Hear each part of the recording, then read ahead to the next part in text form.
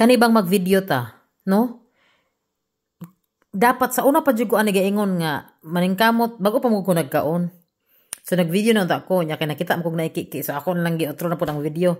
So pasabot so inani lagi nga kung mag-video ta dapat hinlo ang atong ilong, hinlo ang atong ngipon or mata o batay muta kay mabasta, di ba? So anyway, nag-TikTok ko kay kung man ako kabantay na ada ko kiki. Bitaw ay na ako experience kay ba. Karong buntag gigamit na mo ang camper van. So naami giayo.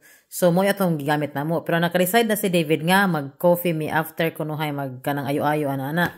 So ang naay magubag nga coffee shop diri dool sa mua kanto ra gikan sa balay. So before mi ni uli ning hapit mi dito kay nag-coffee me. So daan pa sa camper van nagkatawa si David kiningon siya nga nagtuog ning taga dire sila nga kanang bakasyonista ta. So pretend putang mag-pretend putang nga bakasyonista. So pagsulod sa coffee kabalo jud ko magbinuang si David joke ragod.